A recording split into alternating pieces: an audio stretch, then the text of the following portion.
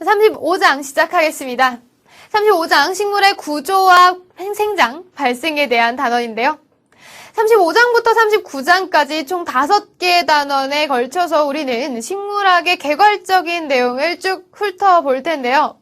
35단원은 식물학을 여는 단원으로서 가장 기본적인 식물의 구조에 대해서 다루고 있습니다. 식물의 구조는 이런 식으로 생겼죠. 자, 식물 개체를 기관 수준으로 분해해보면 뿌리, 줄기, 잎이라는 3가지 기관으로 구성된다는 점은 우리가 너무나도 잘 알고 있죠. 자, 이러한 뿌리, 줄기, 잎을 통틀어서 우리는 영양기관이라고 부르기도 합니다. 자, 식물이 영양기관으로만 구성되어 있을 때도 있지만 때가 되면 식물은 꽃을 피우고 열매를 맺습니다. 이런 꽃과 열매를 식물의 생식기관이라고도 하는데요. 자, 다시 정리하자면 식물은 영양기관과 생식기관이 있다. 영양기관은 뿌리, 줄기, 잎, 생식기관은 꽃과 열매. 그리고 이 기관들, 각각의 기관들에 대해서 살펴보고 나면 그 기관을 분해했을 때 좀 더 작은 수준에서 우리는 세포를 만날 수 있습니다. 식물 개체를 이루고 있는 세포에는 어떠한 유형들이 있는지 살펴본 뒤에 마지막으로 이 식물이 어떻게 해서 전체적으로 이러한 구조를 갖추게 되었는지 식물의 생장에 대해서 알아보고 이 단원을 마무리하게 되겠는데요. 자, 우리는 그렇다면 가장 처음에 식물의 영양기관 중에서 각각의 기관들을 연결하는 중심축 역할을 하는 줄기에 대해서 먼저 살펴보도록 하겠습니다. 줄기는 방금도 말씀드렸듯이 각각의 기관을 연결하고 지지하는 그런 기능이 가장 기본적인 기능이고요. 그거 외에도 각 기관 사이에 양분이 이동할 수 있도록 수송 기능을 담당하고 있습니다. 자, 어떻게 해서 줄기가 양분을 수송해 주는지는 36단원, 바로 다음 단원에서 자세히 공부할 테니까 지금은 이런 기능이 있구나라고 생각하고 넘어가시면 되겠고요. 자, 줄기의 구조를 살펴봅시다. 줄기의 구조는 747페이지에 그림 35-12에 아주 잘 나와 있는데요. 자, 한번 그려볼까요? 줄기는 이렇게 기본 축이 있고 여기에 잎사귀들이 달려있다라고 생각하시면 됩니다. 자, 이 줄기에서 잎사귀가 붙어있는 이 부분을 우리가 뭐라고 하죠? 바로 마디라고 합니다. 자, 마디와 마디 사이를 마디 사이라고 부르게 되겠고요.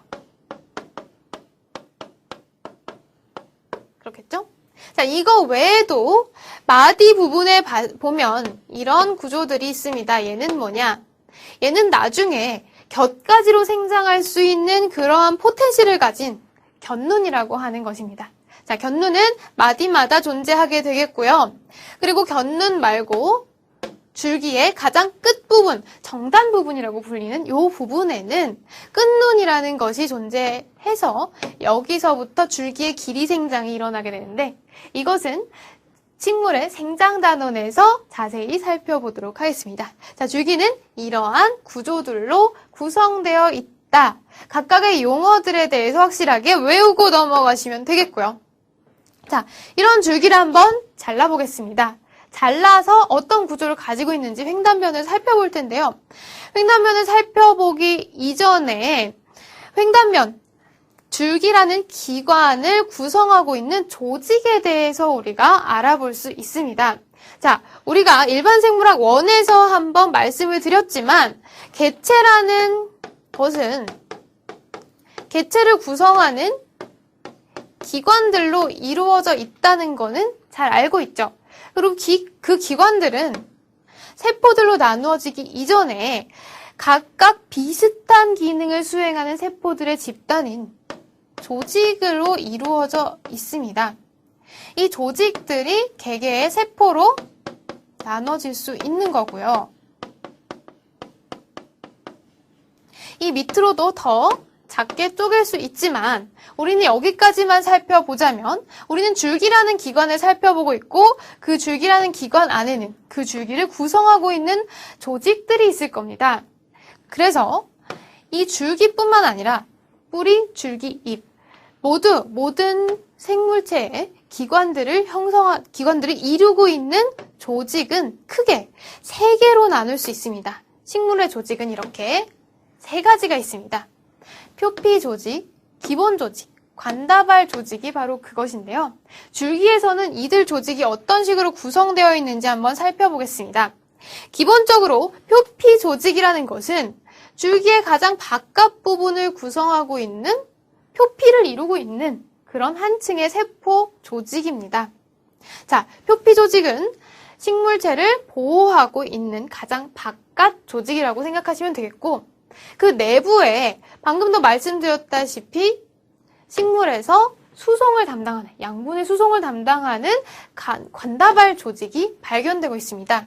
자, 관다발 조직에는 물관과 체관을 들 수가 있는데요. 자, 물관은 이런 식으로 가장 줄기의 안쪽 부분에 존재하고 있습니다.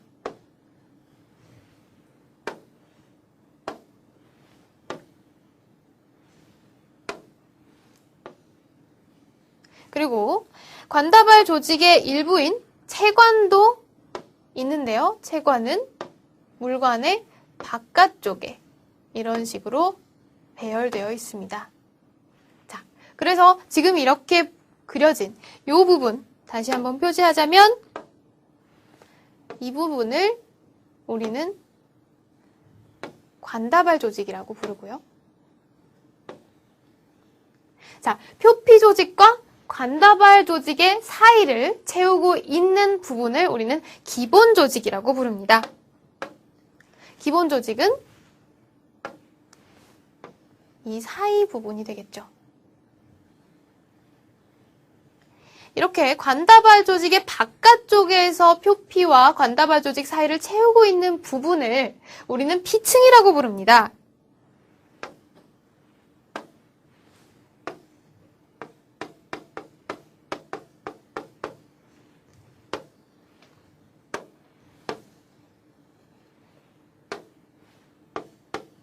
그리고 기본 조직은 여기뿐만 아니라 관다발 조직의 안쪽에도 존재하고 있는데요. 여기 부분을 채우고 있는 이 조직. 이 조직은 우리가 수라고 부르게 됩니다. 그래서 기본 조직에는 수와 피층이 있고 사실 그것으로 끝나는 것이 아니라 관다발 조직의 사이사이를 채우고 있는 이 부분도 기본 조직에 해당하겠죠? 이 부분은 관다발 조직 사이에 있는 기본 조직이다. 딱히 이름은 없고요. 수와 피층 사이의 기본 조직이라고도 생각하시면 되겠습니다. 자, 전체적인 구조를 이런 식으로 이해하시면 되겠고요. 이 그림이 캠벨 책에 잘 나와 있는데요. 그림은 캠벨 책 742페이지 그림 35-8을 보시면 잘 이해할 수 있도록 되어 있습니다. 자, 식물의 기관을 이루고 있는 세 가지 조직들에는 표피 조직, 기본 조직, 관다발 조직이 있다. 그리고 그것들은 줄기에서 이러한 배열을 가지고 있다라는 거 알고 계시면 되겠습니다. 이것은 표피 조직, 기본 조직, 관다발 조직은 줄기뿐만 아니라 잎과 뿌리에서도 관찰되는 식물을 이루는 기본적인 조직이라고 할 수 있겠죠.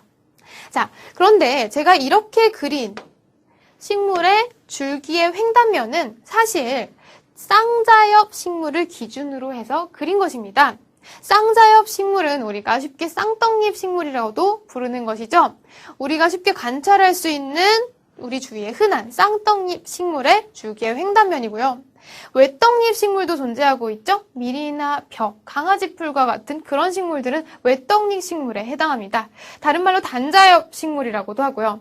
단자엽 식물의 횡단면은 이것과는 조금 다릅니다. 다시 그려보면 그렇지만 단자엽 식물도 마찬가지로 표피 조직, 기본 조직, 관다발 조직으로 이루어져 있다는 사실에는 변함이 없습니다. 한번 그려볼까요? 자, 표피 조직이 이렇게 식물체의 가장 바깥을 둘러싸고 있고요. 관다발 조직이 관찰됩니다. 관다발 조직. 외떡잎 식물에서 관다발 조직은 쌍떡잎 식물에서 이런 식으로 정렬되어 있는 것과는 달리 굉장히 산재해 있는 그런 양상을 나타내고 있습니다.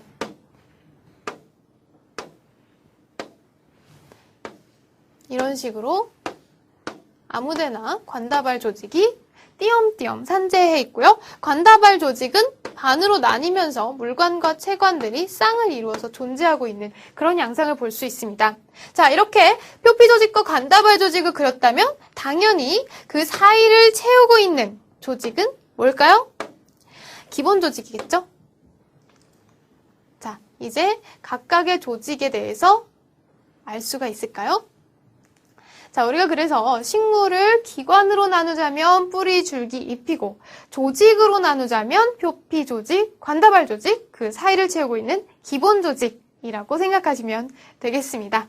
자, 이렇게 쌍떡잎 식물과 외떡잎 식물의 각각의 줄기의 횡단면에 대해서 살펴봤고요. 그리고 그 횡단면에서 관찰될 수 있는 세 가지 조직에 대해서도 확실히 알고 넘어가시면 되겠죠.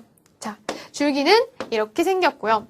자, 지금까지 전형적인 줄기에 대해서 살펴봤습니다. 마디가 있고 마디 사이가 있고 곁눈이 달려있으며 잘랐을 때 저러한 생김새를 가진 그러한 전형적인 줄기를 살펴봤다면 꼭 세상에는 꼭 그렇게 생긴 줄기만 있는 건 아니죠. 굉장히 다양한 생물들이 있습니다. 다양한 여러 가지 생물들은 다양한 변형된 줄기를 가질 수 있는데 이것에 대해서는 우리 캠벨 책 741페이지 그림 35-5에서 잘 나와 있는데요. 대표적인 것이 양파죠. 양파를 보면 전혀 줄기 같다는 생각이 들지 않죠. 하지만 양파는 변형된 줄기의 한 예로서 양분을 저장하고 있는 그런 역할을 하고 있습니다. 이런 것을 우리가 비늘줄기라고 하고요. 그거 말고도 지하줄기, 기는줄기, 덩이줄기 뭐 이러한 줄기들이 있습니다. 자, 덩이줄기의 예를 갖고 있는 감자는 우리가 많이 먹기 때문에 다들 잘 아실 거라고 생각하고요. 지하줄기와 기는줄기 잠시 설명하자면 일단 기는줄기부터 볼까요? 딸기가 기는줄기를 가지는 대표적인 생물의 예입니다.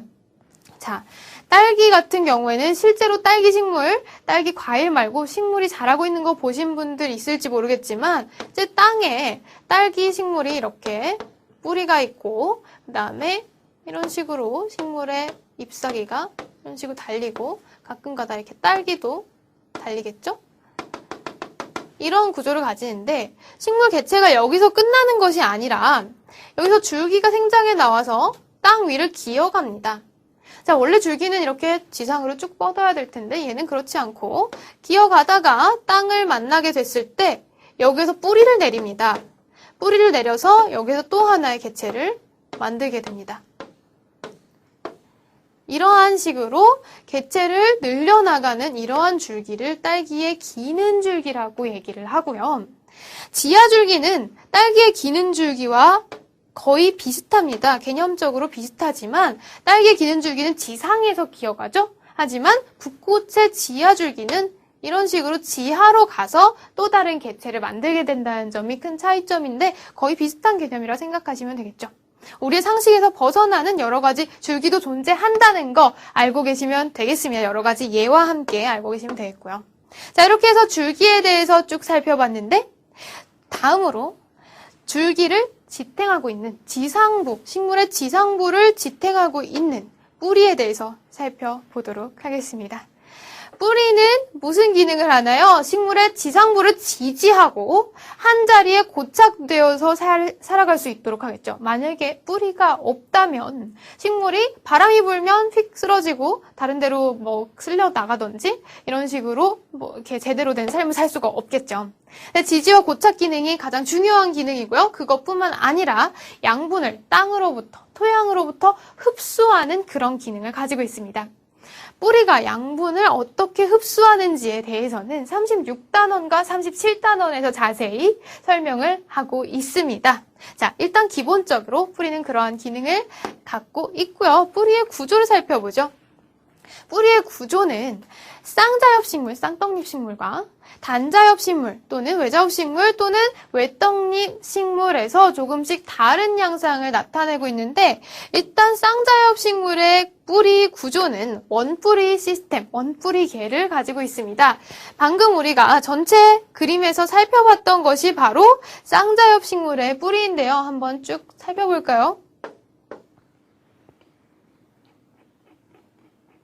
이렇게 보시면 식물에 줄기가 있고 줄기와 연결되어 있는 이 부분, 원뿌리라고 하는 가장 굵은 메인이 되는 그런 뿌리고 거기로부터 이제 여러 가지 곁가지가 뻗어나오는 것처럼 곁뿌리가 나와 있는 것, 이런 뿌리를 가진 식물은 쌍자엽 식물이며 쌍자엽 식물의 이러한 뿌리를 원뿌리계라고 부릅니다. 자, 그래서 쌍자엽 식물은 원뿌리와 곁뿌리를 갖는다. 우리가 쉽게 생각할 수 있는 이러한 구조를 가진 것이 쌍자엽 식물인데, 외떡잎 식물, 단자엽 식물, 외자엽 식물은 조금 다릅니다. 이런 식물은 이 줄기를 지탱하는 줄기와 연결된 메인 가지가 없습니다. 대신에 수염뿌리계라고 하는 시스템을 갖는데요.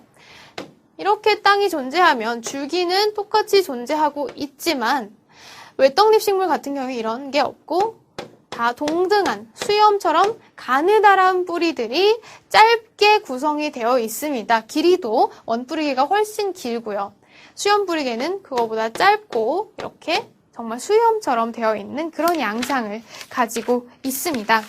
이러한 수염뿌리개와 원뿌리개의 차이점에 대해서 잘 알고 계시면 되겠고요. 자, 이런 뿌리, 원뿌리 시스템이든 수염뿌리 시스템이든 이 뿌리를 자세히 확대해서 살펴보면 이와 같은 구조를 나타내고 있는데요. 뿌리는 단순하게 이렇게 쭉 뻗은 미끈한 원통형이 아니라 수많은 털들이 나 있습니다. 이것을 우리가 뿌리털이라고 하는데요. 뿌리털은 739페이지의 35-3 그림에 잘 나와 있습니다. 자, 뿌리털, 뿌리에 미세하게 털이 막 나 있는데 이들은 왜 존재하는 것일까요? 이들의 기능은 표면적을 증가시키는 게 주된 기능입니다. 자, 뿌리가 토양으로부터 물을 흡수하기 위해서는 어떻게? 뿌리가 이런 식으로 존재하면 물이 안쪽으로 들어오려면 반드시 뿌리의 표면을 통과해야 됩니다. 물을 더 많이 흡수하고 싶으면 통과해야 하는 그 표면을 늘려준다면 더 잘 흡수할 수 있겠죠? 생물체에서 뭔가 표면적을 늘려서 뭔가 기능을 더 잘하는 뭔가를 흡수를 증가시키거나 뭔가 기체 교환을 증가시키거나 그런 식으로 효율 증가시키는 예는 우리가 굉장히 많이 찾아볼 수 있는데 뿌리털도 그것의 하나의 예라고 할 수 있습니다. 뿌리털, 이렇게 미세한 주름과 같은 구조를 매우 많이 형성함으로써 표면적을 드라마틱하게 증가시킬 수 있고 물과 양분을 흡수하는데 굉장히 좋은 효과를 가져올 수 있습니다. 이 뿌리털이라는 것은 이제 여러 가지 세포로 구성되어 있는 것이 아니라 뿌리를 이루고 있는 표피세포들이 있겠죠. 이 표피세포들 하나로부터 튀어나온 그런 구조입니다. 표피세포 하나가 변형돼서 이런 식으로 뿌리털을 쭉 내밀고 있는 구조가 바로 뿌리털이다 라고 알고 계시면 되겠습니다. 자, 뿌리의 전반적인 구조를 봤다면 이제 뭐 할 차례죠? 잘라볼 차례죠? 그래서 단면을 한번 관찰해 보겠습니다. 자, 횡단면을 봅시다. 뿌리의 횡단면도 줄기의 횡단면과 다를 바가 없습니다. 어떤 면에서? 바로 줄기처럼 뿌리도 가장 바깥인 표피 조직과 그 안쪽에 있는 관다발 조직, 그 둘 사이를 채우고 있는 기본 조직으로 구성되어 있다는 점에서는 크게 다를 바가 없는데요. 먼저 우리 뿌리의 횡단면 그려보기 전에 뿌리도 줄기처럼 마찬가지로 쌍떡잎 식물과 외떡잎 식물이 조금 다른 구조를 가지고 있습니다. 먼저 쌍떡잎 식물의 뿌리 구조부터 살펴보겠습니다. 먼저 가장 바깥쪽에 식물의 뿌리를 둘러싸고 있는 표피세포층이 존재하고 있습니다. 표피 조직이 있고요. 표피 조직에는 누가 있나요? 뿌리털이 있죠? 방금 배웠던 뿌리털이 이런 식으로 하나씩 존재하고 있습니다. 그리고 뿌리털은 하나의 표피세포로부터 돌출된 그런 구조라는 것을 강조하기 위해서 세포를 그려넣자면 이와 같이 표현할 수 있겠죠. 그래서 뿌리의 표피 조직은 이러한 표피 세포들로 둘러싸여 있고, 그리고 이 뿌리털은 독립된 세포가 아니라 표피 세포로부터 돌출된 구조라는 것을 알 수 있죠. 이런 식으로. 자, 이렇게 표피 조직이 있다면 그 안쪽에 관다발 조직이 있습니다. 쌍떡잎 식물에서 관다발 조직은 이렇게 가장 안쪽에 존재합니다. 아까 줄기에서는 가장 안쪽에는 수라고 불리는 유조직으로 된 기본 조직 세포가 존재하고 있었는데요. 자, 쌍떡잎 식물의 뿌리는 가장 안쪽에 이렇게 별 모양으로 생긴 물관부가 존재합니다.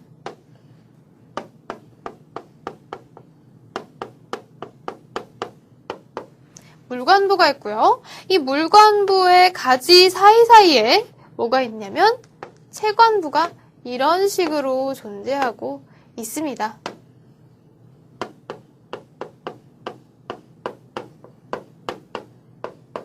자, 그래서 관다발 조직과 표피 조직까지 파악되셨나요? 그렇다면 이 사이를 채우고 있는 것이 바로 뭡니까? 기본 조직이죠? 기본 조직 중에서 그냥 우리 줄기선 기본 조직이다 이렇게 하고 뭐 피층, 수, 그 사이 조직 정도로 얘기하고 지나갔는데 뿌리에서는 조금 더 세부적으로 알아볼 필요가 있습니다. 기본 조직 중에서 관다발 조직 바로 바깥쪽에 존재하는 한 층의 세포를 우리는 내초라고 부릅니다. 내초, 페리사이클이라고도 불리는 이 내초는 굉장히 중요한 기능이 무엇이냐?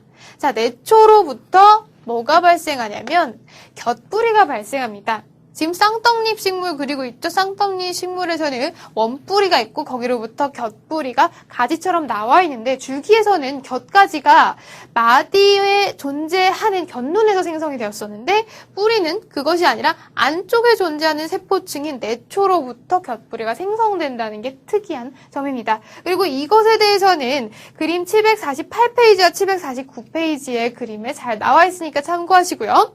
자, 내초가 바로 관다발 조직 바로 바깥쪽에 있는 기본 조직이고 내초 바깥으로 가겠습니다. 내초 바깥에 바로 내초에 붙어있는 한 층의 중요한 세포층이 또 하나 있습니다. 이것을 우리가 내피세포라고 하는데요. 엔도더미스라고 하는 이 내피세포는 기본 조직의 하나로서 굉장히 중요한 기능을 담당하는데 이 내피세포의 기능은 바로 다음 단원인 36단원에서 자세히 설명드리도록 하겠고요. 일단 구조와 위치와 이름까지 알아두시면 되겠고요. 이 내피세포 바깥 표피세포 안쪽을 채우는 세포층 이쪽이겠죠? 이쪽을 우리는 줄기와 마찬가지로 피층, 콜텍스 라고 부르게 됩니다. 자, 이게 어떤 식물의 뿌리 단면? 쌍자엽 식물의 뿌리 단면이다.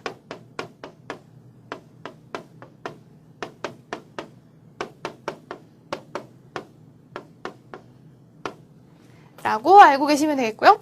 자, 이제 쌍자엽 식물의 뿌리 단면 알아봤으니까 이제는 어떤 거 할 차례죠? 외떡잎 식물, 단자엽 식물에 대해서 알아볼까요? 단자엽 식물도 마찬가지로 표피 조직으로 둘러싸여 있다는 점에서는 전혀 다를 바가 없겠죠. 자, 표피 조직 있고 마찬가지로 뿌리털이 존재할 겁니다. 일단 생략하고요. 자, 그렇다면 관다발 조직 그려볼까요? 관다발 조직 중에서도 물관부는 이런 식으로 뿌리의 안쪽에 존재하고 있습니다. 하지만 그 배열 양상이 어떤가요? 쌍자엽 식물에서 보이는 이런 별 모양과는 달리 이런 원형의 물관부가 이런 식으로 안쪽에 배열하고 있고요. 이 녀석들이 뭐다? 물관부다. 그리고 채관부는 그 바깥쪽에 배열하고 있습니다.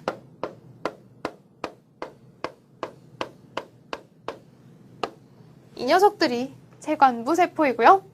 그 다음부터는 비슷합니다. 자, 내초가 관다발 조직을 한층 둘러싸고 있고요. 그리고 그 바깥에 내피가 존재한다는 점은 똑같습니다. 그리고 마찬가지로 표피 조직과 관다발 조직 사이, 표피 조직과 이 내피세포 사이를 싸고 있는 것이 바로 피층 세포층입니다. 자, 이렇게 구성된 것 뭐다? 외떡잎 식물, 단자엽 식물이라고도 할 수 있겠죠. 자, 한 가지 빠뜨린 것이 있습니다. 바로 쌍떡잎 식물에서 볼 수 없었던 이 부분이죠. 요 부분도 기본 조직의 하나입니다. 관다발 조직 아니고 표피 조직 아니니까 당연히 기본 조직으로 분류할 수 있고요. 이것을 우리가 수라고 부릅니다. 쌍떡잎 식물의 줄기에서 볼 수 있었던 구조를 외떡잎 식물의 뿌리에서 관찰할 수 있네요.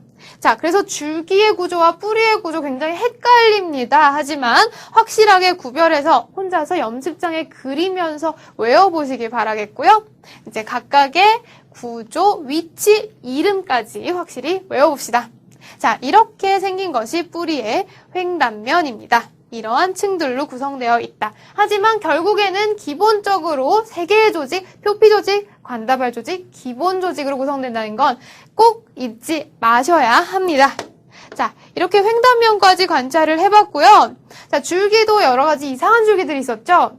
뿌리도 마찬가지로 꼭 저렇게 생긴 것만 있는 건 아닙니다. 변형된 여러 가지 뿌리들이 존재하면서 지구상에 존재하는 다양한 생물들이 다양한 환경에 적응해서 살아갈 수 있도록 도와주고 있는데요. 여러 가지 뿌리들이 존재하지만 대표적으로 지지근, 호흡근, 저장근 같은 거를 예로 들 수 있습니다. 이런 것들의 예는 우리가 캠벨 책에서 살펴볼 수 있는데요. 캠벨 책 740페이지 그림 35-4의 그림이 아주 잘 나와 있죠. 저는 이 중에서 호흡근을 예로 한번 들어서 설명해 드리겠습니다. 호흡근. 자, 뿌리도 호흡을 합니다. 뿌리도 어느 정도 얘네들이 물질 대사를 수행하기 위해서는 O2를 받아들이고 CO2를 내보내고 이러한 기체 교환이 필수적인데요. 그런데 일반적으로 그냥 토양에 사는 식물들 같은 경우엔 그런 기체 교환에 별 무리가 없지만 이러한 수생식물들, 물속에 뿌리를 내리고 살아야만 하는 이런 식물들 같은 경우에는 물속에는 녹아있는 가스가 별로 없기 때문에 그런 호흡에 굉장히 어려움을 겪을 수 있습니다. 그래서 이러한 식물들 같은 경우에는 물 위로 뿌리들이 마구 자라나와 있는 것을 볼 수 있는데요. 이것들이 바로 그 호흡근입니다. 공기 중으로 뻗어나와 있어서 이 뿌리 부분에 공기, 호흡에 필요한 산소가스들을 공급해주는 그러한 역할을 하는 것이 호흡근이고 이 식물은 우리가 동남아 지역에 가면 많이 볼 수 있는 맹그로브 나무입니다. 맹그로브는 이렇게 바다와 강이 만나는 부위에 서식하면서 이렇게 물속에 뿌리를 내리게 되는데 물속에서 공기를, 산소를 얻을 수 없으니까 이러한 호흡근을 발달시키는 방향으로 진화를 했다고 생각하고 있습니다. 자, 이러한 여러 가지 뿌리들이 존재하고 있다라는 것까지 우리가 뿌리의 구조까지 살펴봤는데요. 자, 우리가 줄기의 구조, 뿌리의 구조, 마지막으로 남은 영양기관의 하나인 잎을 살펴볼까요? 잎사귀는 나무의 줄기에 달려있는 그러한 기관이죠. 잎사귀가 하는 일은 가장 메인리 광합성이 되겠습니다. 광합성은 우리 캠벨 책 10단원에서 다루는 내용인데요. 일반 생물학 1 우리가 같이 들으신 분들이라면 광합성에 대해서 잘 알고 계실 텐데 광합성 기본적으로 뭔가요? 빛에너지를 이용해서 포도당을 만들어내는 그런 동화작용의 한 예라고 할 수 있죠. 그리고 식물들이 잎사귀에서 광합성을 수행함으로써 우리 지구상의 전체 생태계가 유기물질을 얻을 수 있는 기본적인 생산의 역할을 하는 것이 바로 광합성입니다. 이제 광합성을 수행하는 장소가 바로 식물의 잎이다라는 점이고요. 식물의 잎은 우리가 너무 많이 봤기 때문에 잘 알고 있죠. 구조. 잎사귀의 잎몸 또는 엽신이라고 불리는 이 넓적한 부분이 있고요. 그 넓적한 부분이 줄기에 부착할 수 있는, 줄기가 이런 식으로 존재하면 줄기에 부착하는 이 부분 우리가 잎자루라고 하고요. 한자 말로 하면 이걸 엽신, 얘는 엽병입니다. 근데 어감이 별로 좋지 않으니까 잎자루라고 하겠습니다. 자, 그리고 잎자루만 있으면 되는 거 아니겠죠? 이 잎사귀는 줄기로부터 양분을, 물을 공급받고 자기가 광합성한 광합성 산물을 보내줘야 되겠죠. 그런 소통을 할 수 있는 길이 필요하겠죠. 그것을 우리가 잎맥이라고 하고 이것은 관다발 조직으로 이루어져 있습니다. 자, 잎맥은 이런 식으로 구성되어 있다는 거 너무 잘 알고 있죠. 자, 잎사귀의 단면을 한번 잘라보겠습니다. 잎사귀의 단면 구조를 살펴보면 이렇게 생겼습니다. 자, 아주 크게 확대해서 보면 이런 구조를 볼 수가 있는데요. 자, 잎사귀 다시 한번 그리면 이런 식으로 생긴 잎사귀의 단면을 잘라서 확대한 그림이라고 생각하시면 되겠습니다. 자, 그래서 이쪽에 보시는 부분이 잎의 앞면이고요. 이쪽에 보시는 부분이 잎의 뒷면이라고 생각할 수 있습니다. 자, 잎도 식물의 하나의 기관이죠. 엄연한 기관입니다. 그리고 모든 기관들은 계속 얘기하다시피 표피 조직, 관다발 조직, 기본 조직으로 구성되어 있고 잎도 마찬가지입니다. 잎의 표피 조직은 잎의 앞면과 뒷면을 둘러싸고 있는 가장 바깥쪽의 세포층이라고 할 수 있습니다. 표피 세포 한 층이 잎의 앞뒤를 구분짓고 있고요. 이렇게 표피 조직을 보시면 잎의 표피에는 그냥 표피 세포만 띡 있는 게 아니라 여기 보시면 이렇게 투명한 한 층의 큐티클이라는 것을 볼 수 있습니다. 큐티클은 표피 세포가 분비한 왁스와 같은 성분의 물질로서 잎에서 수분이 증발하는 것을 방지해주는 그런 기능을 하고 있습니다. 자, 보통 우리가 육상에서 관찰할 수 있는 육상식물은 수중에서 생활하는 수중식물과는 달리 굉장히 건조한 환경에 적응해 있습니다. 항상 물을 필요로 하는데 사실 개체는 건조한 지상에 존재하고 있죠. 그렇기 때문에 계속해서 마르고 있습니다. 그렇게 마르다 보면 생명의 위협을 느끼는 순간이 오겠죠? 그것을 방지하기 위해서 지상으로 올라오면서 육상식물의 진화사에서 큐티클이 발생했습니다. 자, 큐티클은 뭐다? 표피 조직이 만들어내는 물질로서 물이 증발하는 것을 막아준다. 식물이 건조 스트레스로부터 저항할 수 있도록 도와주는 것이고요. 그 아래에 표피세포 있다는 거 말씀드렸고요. 굉장히 특이한 것이 있습니다. 공변세포라고 하는 세포인데요. 공변세포는 표피 조직을 이루는 하나의 세포 집단으로서 잎의 앞면에는 존재하고 있지 않습니다. 잎의 뒷면에서만 볼 수 있는 그런 구조인데요. 공변세포는 약간 변형된 표피세포로서 생김새가 특이하게 생겼습니다. 다시 그려보면 이런 식으로 한 쌍이 같이 항상 존재하고 있는데요. 이 공변세포 한 쌍이 모여서 구멍을 열고 있습니다. 이 구멍을 기공이라고 합니다. 영어로 스토마라고 하고요. 이 기공을 통해서 O2라든지 CO2가 드나들 수 있는 잎의 내부와 가스 교환을 할 수 있는 그러한 기체의 이동 통로 역할을 하는 것이 기공이고 기공을 이루는 세포를 공변세포라고 합니다. 그리고 이들은 전부 다 표피 조직에 속하는 세포 집단이다 라고 생각하시면 되겠고요. 자, 이런 표피 조직이 있고 그 안쪽으로 들어가 봅시다. 그 안쪽에는 기본 조직이 꽉 차 있는데요. 기본 조직은 크게 두 가지로 나눌 수 있습니다. 책상 조직과 해면 조직이라고 하는 부분이 그 부분인데요. 이 책상 조직과 해면 조직 모두 여육세포라고 하는 비슷한 세포들로 들어차 있는데 책상 조직은 이 여육세포들이 책상이 나란히 배열되어 있는 것처럼 굉장히 따닥따닥 이렇게 정렬된 상태로 존재하는 것을 책상 조직 또는 펠리사이드 조직이라고 얘기를 합니다. 그런데 펠리사이드 책상 조직 아래쪽 뒤쪽을 보시면 스폰지 조직 또는 해면 조직이라고 해서 그 여육세포들이 조금 더 느슨하게 배열되어 있는 그러한 양상을 보실 수가 있는데요. 이것은 스폰지, 해면 조직이 기공으로부터 들어온 기체들이 쉽게 지나다닐 수 있도록 길을 열어주는 거라고 생각하시면 편하게 이해할 수 있겠습니다. 이 뒤쪽도 책상 조직처럼 빽빽하게 여육세포들이 들어있다면 어떨까요? 기체가 쉽게 잎의 앞면까지 도달할 수 없겠죠. 자, 그래서 이러한 구조를 가지고 있고 이 구조를 이루고 있는 여육세포의 정체가 바로 얘네가 광합성을 가장 잘 수행하는 주된 세포 집단이다. 입니다. 자, 광합성을 수행하는 여육세포가 잎의 기본 조직을 구성하고 있구나. 그렇습니다. 자, 이러한 여육세포들로 기본 조직이 구성되어 있다면 이제 세 번째, 관다발 조직까지 봐야 되겠죠? 이 그림의 관다발 조직은 사실 그려져 있지 않으나 우리가 그려서 생각할 수 있겠죠? 관다발 조직이 잎맥을 이루고 있습니다. 그래서 이런 식으로 관다발, 잎맥이 지나가는 부위라면 이렇게 위아래로 나눠져서 물관과 체관이 반반 나눠져서 지나가고 있고요. 그리고 이 관다발 조직을 둘러싸고 있는 유조직 세포가 있습니다. 이것을 둘러싸고 있는 세포는 우리가 이런 식으로 관다발 조직을 둘러싸고 있다 해서 관다발 초세포라고 합니다.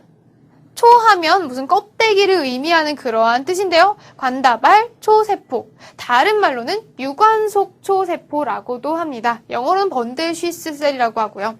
자, 그래서 잎의 횡단면 구조를 살펴봤습니다. 표피 조직에는 큐티클, 표피, 세포, 공변, 세포가 있고 뒷면에는 공변 세포가 있어서 기공을 형성해서 기체가 지나다닐 수 있다. 그리고 기본 조직은 여백세포로 구성되며 여백세포가 광합성을 수행하게 된다. 그리고 광합성은 사실 빛을 이용하게 된 거기 때문에 빛은 잎의 앞면에 많이 도달하겠죠? 그래서 여백세포가 앞면 쪽에 펠리사이드 조직을 형성하고 있는 겁니다. 여기에서 광합성을 가장 활발하게 하니까요. 자, 그래서 이렇게 책상 조직과 해면 조직으로 구성된 기본 조직이 있고 그 사이사이로 연맥이 지나가는데 그 연맥은 관다발 조직으로 구성되어 있다. 관다발 조직에는 물관, 체관이 있다는 거 이미 알고 있고요. 그 다음에 그 물관, 체관을 둘러싸고 있는 관다발 초세포라는 게 있다라는 이 이름을 잘 기억하셔야 됩니다. 일반 생물학 1 같이 들었던 수강생분들이시라면 10단원 광합성에서 C4 식물이 루비스코와 산소를 격리하는 메커니즘으로서 관다발 초세포에 루비스코를 격리시키고 여백세포에서는 펩카르복실레이즈를 이용했다는 거 기억나시나요? 그래서 중요한 세포였고요. 이렇게 해서 우리가 잎의 횡단면까지 쭉 살펴보았습니다. 잎의 횡단면 복잡하지만 여러 가지 이름들, 구조들 잘 기억하고 계시면 되겠고요. 이렇게 해서 우리는 식물의 세 가지 영양기관, 뿌리, 줄기, 잎의 대략적인 내용들, 구조들, 횡단면 그런 이름들에 대해서 쭉 살펴봤습니다. 외울 게 많아졌죠? 자, 그래서 그 기관들은 조직 수준으로 잘라보면 표피 조직, 관다발 조직 그 사이를 채우는 기본 조직으로 구성되어 있다는 게 중요하다라고 누누이 말씀드렸죠. 그 조직들을 조금 더 작은 수준으로 해부해 보면 우리는 세포를 만날 수 있다는 거 말씀드렸었고 식물 세포에는 어떤 유형의 세포들이 있는지 살펴보면서 이 강의를 마무리하겠는데요. 자, 식물 세포 생김새 6단원에서 우리가 배웠지만 일반 생물학 2로 넘어왔기 때문에 다시 한번 리뷰하도록 하겠습니다. 식물 세포는 동물 세포와 많은 점에서 비슷하지만 다른 점이 몇 가지 있죠. 대표적으로 식물 세포는 동물 세포와는 달리 세포벽이 존재한다는 거 기억나시나요? 세포벽은 뭘로 구성되어 있나요? 셀룰로즈라고 하는 구조다당류로 구성되어 있으며 셀룰로즈는 포도당들이 베타-1,4-글리코시드 결합으로 연결되어 있는 선형의 사슬형의 고분자이다라는 거 다 기억나시겠죠? 그래서 세포가 굉장히 단단한 셀룰로즈로 구성되어 있고 그렇기 때문에 이것이 있기 때문에 식물이 전반적으로 지지가 될 수 있다. 식물의 지지를 담당하는 바로 그런 부분입니다. 자, 세포벽이 있고 동물에서 관찰될 수 없는 액포라는 것이 있습니다. 물론 동물에서도 액포라고 굳이 부를 수 있는 것이 있지만 중심 액포라고 하는 커다란 그런 구조물, 여기에 보이는 이 녀석이죠.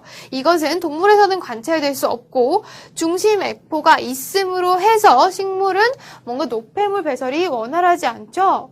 네, 동물과는 달리 노폐물이 생기면 그것을 저장해야 됩니다. 이렇게 액포 안에 저장을 하는 그런 중심 액포. 노폐물만 저장하는 것이 아니라 여러 가지 영양분도 저장할 수 있고 그러다 보면 여기에 삼투압이 쌓이면서 물이 들어가게 되고 식물세포 전체를 팽팽하게 해주는 팽합을 제공하는 역할을 한다는 거 기억나시겠죠? 그리고 동물세포에는 없는 엽록체라는 구조도 있죠. 엽록체가 바로 식물이 광합성을 수행할 수 있는 광합성 담당 세포 소기관이었습니다. 자, 이러한 구조를 가지고 있습니다. 동물세포 같은 것들 다시 한번 그냥 쭉 살펴보자면 뭐가 있나요? 이렇게 핵이 있죠.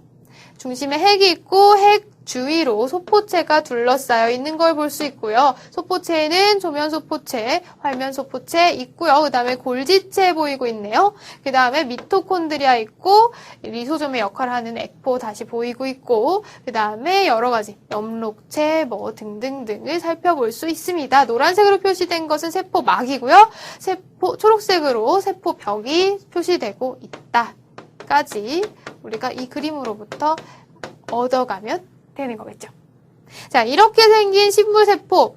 모든 식물세포가 이렇게 똑같이 생겼다? 아닙니다. 여러 가지 유형의 식물세포가 있는데 가장 기본적인 세포 유형을 우리가 유세포라고 하고요. 그거 말고도 후각세포, 후벽세포, 물관세포, 채관세포까지 이렇게 총 5가지 정도의 세포 유형으로 나눌 수 있는데 자, 가장 기본적인 유세포 보겠습니다. 유세포 영어로는 파렌키마 셀이라고 부르는데요. 이 유세포는 뭔가 이름에서도 예측할 수 있듯이 말랑말랑한 그런 세포입니다.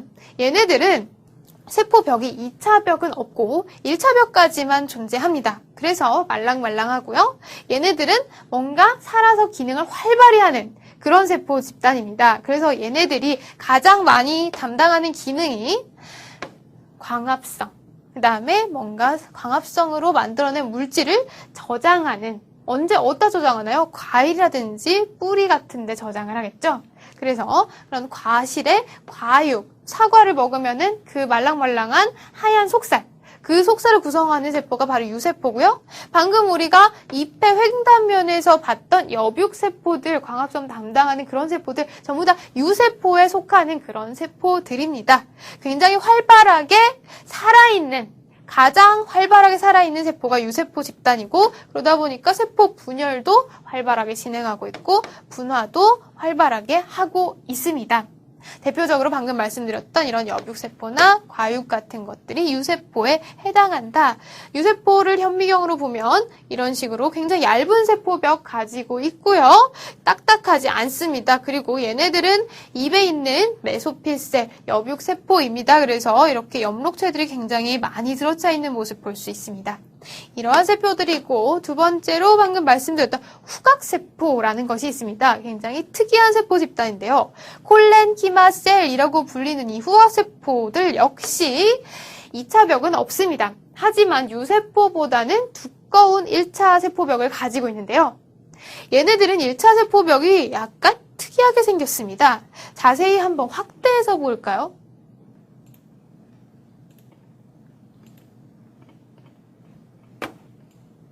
확대해서 보면 세포들이 쭉 있는데 세포들이 따닥따닥 붙어 있는 것처럼 보이지만 사이사이에 뭔가 빈 부분이 존재하고 있죠? 이런 시커먼 부분. 이게 뭔가요? 이게 바로 세포벽인데요. 1차 벽입니다. 이 세포의 바운더리를 그려보면 너무 굵은데요? 자, 바운더리를 그려보면 이 정도로 표현할 수 있습니다. 여기까지가 이 별표 친 세포의 한계라고 볼 수 있는데 그러니까 이 세포는 즉 각진 양상을 지니고 있습니다. 세포벽, 1차 벽의 두께가 항상 일정하게 유지되는 것이 아니라 어떤가요? 이렇게 각 부분만 두꺼운 세포벽을 가지는 특이한 구조라는 걸 알 수 있죠. 자, 옆에 있는 애를 볼까요? 얘는 이렇게 생긴 녀석이죠. 그리고 얘는 이렇게 생긴 녀석이고 그리고 이런 식으로 세포들이 각진 구조를 하고 있고 그 각진 곳마다 세포벽을 침착시키고 있기 때문에 이러한 부위가 생길 수 있다라는 거 이 사진에서 이해하실 수 있겠죠? 자, 이렇게 얘네들은 1차 벽이 굉장히 두꺼운 구조를 가지고 있는데 왜 그러냐? 얘네들이 기능이 뭐냐? 바로 얘네들은 지지 기능을 수행하는 그러한 세포인데 지지 기능이면 딱딱한 2차 벽까지 존재해야 되지 않겠느냐라고 생각할 수 있겠지만 꼭 그런 것만 아니고 얘네는 그런 견고한 지지 기능이 아니라 여기 써 있는 것처럼 유연한 지지 기능을 가집니다. 어떤 것? 바로 우리가 앞에서 배웠던 잎에는 잎몸과 잎자루가 있죠. 그리고 잎자루는 이렇게 줄기에 붙어 있는데 만약에 이 잎자루가 굉장히 딱딱하다고 생각해 봅시다. 바람이 불면 잎은 굉장히 많이 흔들립니다. 왜냐면 이게 크기 때문이죠. 바람이 압력을 많이 받게 돼 있는데 면적이 커서 힘을 많이 받는데 그런데 잎자루가 딱딱하다. 2차 벽까지 구성되어 딱딱하다. 그러면 견디지 못하고 부러져 버리겠죠. 그럼 잎이 식물 개체에서 탈락되고 말 것이고 식물은 광합성을 잘 하지 못해서 죽게 될 것입니다. 그런 걸 방지하기 위해서 잎자루 부분은 유연하게 잇몸을 지지하고 있어야 되겠죠. 바람이 불어도 쉽게 휘어질 수 있는 그러한 구조를 가지고 있어야 됩니다. 그래서 이 잎자루에서 발견되는 세포 집단이 바로 이러한 후각세포라는 거죠. 잎자루 외에도 우리가 샐러리 먹죠. 샐러리 마요네즈에 찍어서 먹는데 그 샐러리 먹다 보면 이렇게 한 입 탁 베어 물면 샐러리 이렇게 단면이 생기고 이렇게 쭉쭉쭉쭉 이렇게 식이섬유 같이 생긴 그런 파이버가 막 보이죠? 이 파이버들을 바로 후각세포, 콜렌키마 셀들로 구성되어 있는 대표적인 식물의 그런 구조이다라는 거 알고 계시면 되겠습니다. 자, 이러한 세포 집단이 있고 후각세포와 조금 비슷한 이름을 가진 후벽세포가 있습니다. 그렇지만 후벽세포는 후각세포와는 매우 다른 특성을 가집니다. 후벽세포는 후각세포와 두 가지 측면에서 다르다고 얘기할 수 있겠는데요. 먼저 구조적 측면에서는 후각세포는 1차 벽까지밖에 없다고 말씀드렸었죠. 후벽세포는 2차 벽을 가진다는 점에서 구조적으로 매우 다릅니다. 그리고 두 번째로 기능적인 면에서 살펴봤을 때 후각세포는 살아있는 세포. 그런데 후벽세포는 죽은 상태로 기능하는 세포라는 점이 매우 다른 점입니다. 먼저 구조적인 측면부터 살펴볼까요? 구조적인 측면에서 2차 벽을 가진다. 자, 1차 벽은 똑같이 셀룰로즈로 구성되어 있는 그런 구조인데 2차 벽, 새로 나타난 2차 벽은 어떤 것들로 구성되어 있을까요? 2차 벽을 구성하는 주요한 성분 중에 하나는 리그닌이라고 하는 물질입니다. 리그닌 처음 들어보실 텐데 리그닌은 어떤 물질인고 하면 나무 있죠? 목질. 책상을 구성하거나 의자를 만들거나 하는 그 목질부, 그 목질의 느낌을 나타나게 해주는 그런 분자가 바로 리그닌 분자입니다. 자, 리그닌 분자는 정체가 뭐냐? 고분자인데 페놀 고분자입니다. 피놀은 이렇게 벤젠고리에 이제 기본적으로 수산화기가 붙어 있는 것을 우리가 피놀이라고 부르죠. 이 피놀들을 기본으로 해서 여기에 여러 가지 덧붙여진 작용미들이 있으면서 얘네들이 큰 고분자를 이루게 되는데 그런 것을 리그닌이라고 하고요. 이 리그닌은 기본적으로 지용성입니다. 다른 말로는 소수성이라고 하죠. 자, 소수성이기 때문에 목질부를 구성함으로써 나무가 물에 젖지 않도록 방수 기능을 해주는 것이 리그닌의 가장 주된 기능이고요. 그런 방수 기능뿐만 아니라 리그닌은 굉장히 딱딱합니다. 이 페놀 고분자의 연결 특성상 얘네들이 헤미셀룰로즈라고 하는 2차 벽을 구성하는 또 다른 구성 요소와 공유 결합을 통해서 굉장히 강한 메카니컬 스트렝스를 제공하게 됩니다. 그래서 나무가 굉장히 높이 자람에도 불구하고 견고하게 서 있을 수 있도록 그런 구조적 지지를 해주고요. 그리고 리그닌이 방수 기능을 갖기 때문에 나무가 물에 젖지 않도록 해주고요. 그리고 물관부에서 물의 수송을 담당할 때도 리그닌 분자가 굉장히 중요하게 사용됩니다. 만약에 물관이 물에 젖는 수용성 물질로 이루어져 있다면 어떨까요? 물에 다 젖어버리면서 물이 제대로 물관 사이를 지나갈 수가 없겠죠. 마치 우리의 수도관 파이프가 물에 젖지 않는 메탈로 이루어져 있는 것과 똑같은 그런 원리입니다. 만약에 수도관이 물에 젖는 물질로 이루어져 있다면 물이 다 새버리겠죠. 그러면 안 되기 때문에 물에 수송을 할 수 있는 중요한 원인이 되는 그런 분자라고도 할 수 있겠습니다. 그래서 리그닌 분자는 굉장히 중요한 분자이기 때문에 이름을 꼭 외우셔야 되겠죠? 그리고 리그닌의 정체와 역할들 잘 알고 계셔야 되겠고 어디서 보인다? 2차 벽에서 나타나는 물질이다 라는 거. 자, 2차 벽, 리그닌을 함유한 2차 벽을 가지는 것이 후벽세포가 후각세포나 유세포와 다른 구조적 특징이다 라는 거 기억하시면 되겠고요. 그 다음에 유세포나 후각세포는 살아있으면서 자신의 기능을 담당하는데 유세포는 광합성을 수행하고 물질 대사를 수행하고 뭔가를 저장하는데, 그리고 후각세포는 살아있으면서 유연한 지지 기능을 담당하지만 얘네들은 죽어서 기능을 한다는 겁니다. 살아있는 상태에서 2차벽까지 축적하고 난 뒤에 이 후벽세포는 죽고 맙니다. 그 죽은 상태로 지지 기능을 담당하는 것이 후벽세포의 가장 주된 기능이고, 후벽세포의 가장 흔한 예는 여기 보강세포와 섬유가 있는데, 이 중에서 보강세포는 어디서 가장 흔히 볼 수 있냐? 우리 배 많이 먹죠? 맛있잖아요. 추석 때 되면은 배를 많이 먹게 되는데, 배 먹다 보면 배는 사과랑은 좀 다르죠.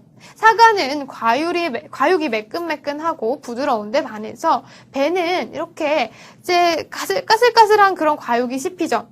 그것을 우리가 돌세포라고 부릅니다. 이 돌세포가 대표적인 후벽세포의 예라고 할 수 있고요.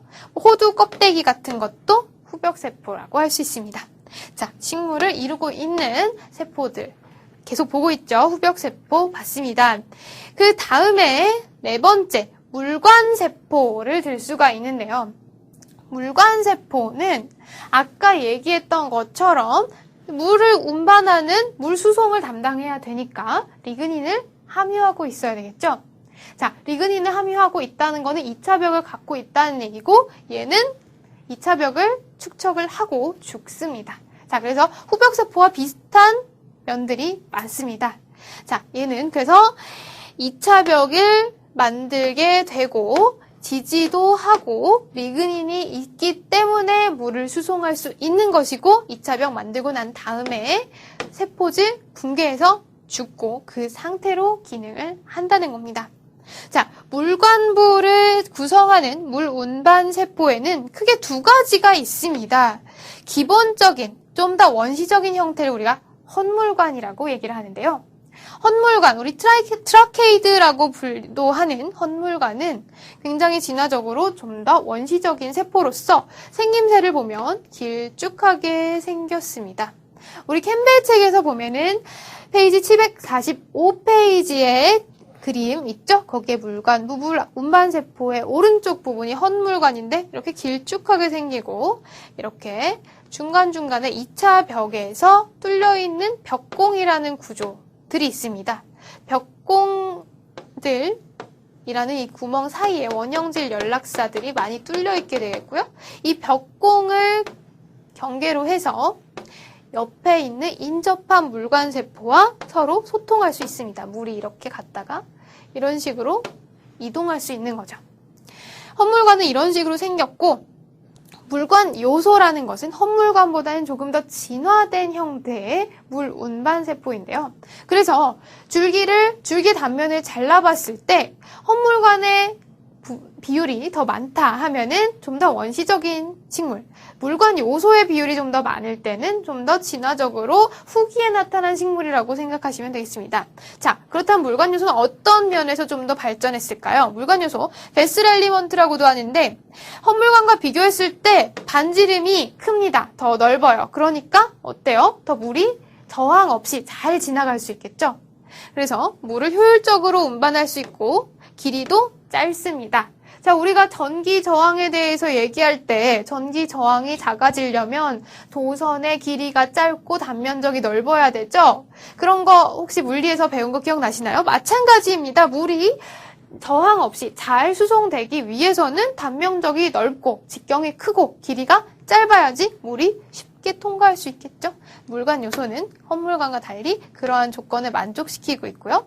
물관 요소는 이렇게 끝이 뾰족하고 길쭉한 모양을 갖는 반면에, 헛물관은 이렇게 길쭉한 모양을 갖는 반면에 물관 요소는 이렇게 좀 더 이렇게 땅딸막하면서 끝이 이렇게 뭉툭합니다. 원통형 구조를 가지고 있죠. 그리고 이 끝에는 벽공과 비슷한 천공판이라는 부분이 존재합니다. 영어로 퍼포레이션 플레이트인데요.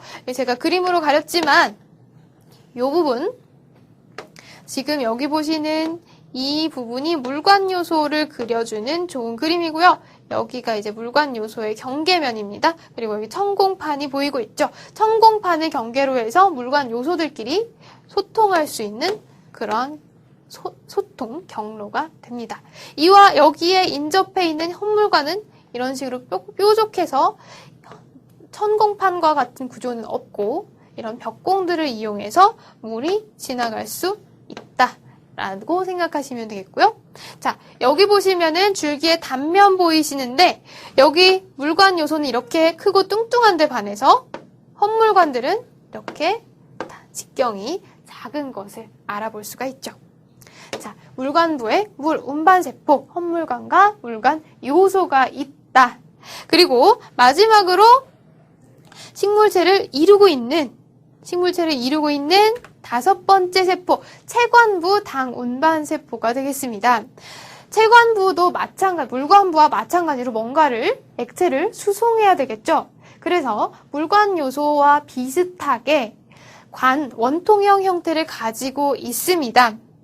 자, 물관부에는 헛물관과 물관 요소가 있었다면 체관부 운반세포는 헛물관에 해당되는 체세포라고 하는 좀 더 원시적인 형태가 있고 좀 더 발달된 물관 요소와 상응하는 체관 요소라는 것이 있습니다. 그렇지만 헛물관은 어떻게 모든 식물에서 조금씩은 나타나는 반면에 이 체세포는 이걸 아예 가지고 있지 않은 식물들도 있습니다. 그래서 상대적으로 중요성이 떨어지는 편이고요.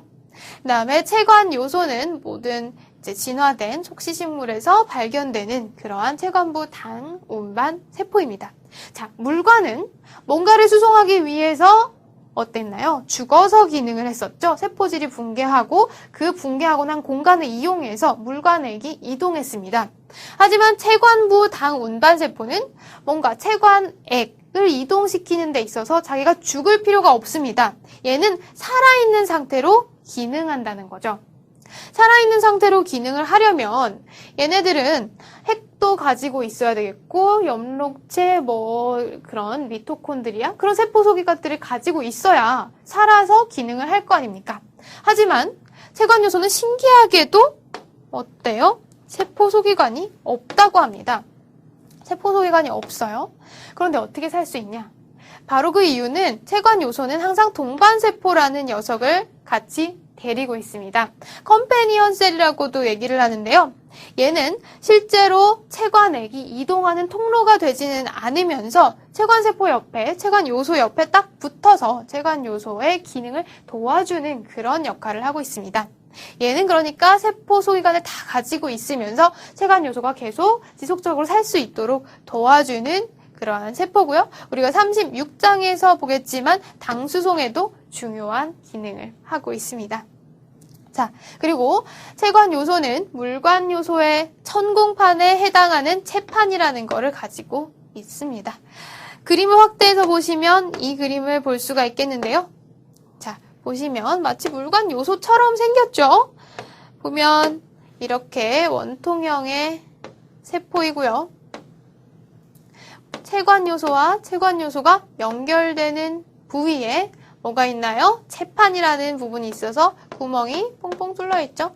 이 사이로 체관액이 자유롭게 드나들 수 있습니다. 자, 그래서 이렇게 해서 식물체를 이루고 있는 5가지 세포에 대해서 쭉 살펴봤는데요. 뭐가 있었나요? 가장 대표적인 식물체를 가장 많이 구성하고 있는 비율이 가장 많은 유세포부터 봤었죠. 유세포 살아있고 말랑말랑하고 1차벽밖에 없고 물질대사 활발하게 진행하는 유세포가 있었고 그 다음에 후각세포, 유세포와 약간 비슷하지만 지지 기능을 좀 더 담당하는 후각세포 있었고 지지 기능이 좀 더 강화된 후벽세포 있었죠. 얘는 죽어서 지지하는 그런 기능하고요. 그 다음에 물관부 물 운반세포, 얘는 헛물관, 물관 요소 있었고 어땠나요? 2차벽 있어서 리그닌 있고 그래서 물이 지나다닐 수 있었다. 그리고 2차벽 형성하고 죽어서 기능한다는 점 꼭 기억하셔야 되겠고요. 물관 요소의 구조 살펴보시면 원통형이고 직경이 넓고 짧고 그다음에 천공판이라는 게 있었고 체관부 당 운반세포는 체관 요소로서 물관 요소와 비교를 하자면 천공판이 아니라 세판이라는 걸 가지고 있고 물관 요소와는 달리 살아서 기능을 하는데 얘네가 살아갈 수 있도록 동반세포가 그 기능을 도와준다라는 점까지 우리가 기억하시면 되겠습니다. 자, 이렇게 해서 우리가 쭉 식물의 전체적인 구조를 살펴봤죠?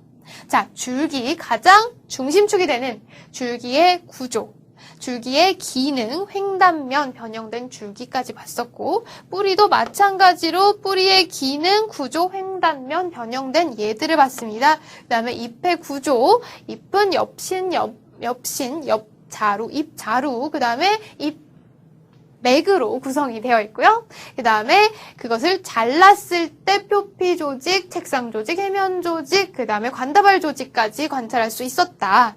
그리고 걔네들은 어차피 전부 다 더 잘게 잘라보면 세포들이 나타나는데 세포들에는 총 5가지 정도의 유형을 우리가 기억하면 되겠다라는 게 35단원의 앞부분 내용입니다.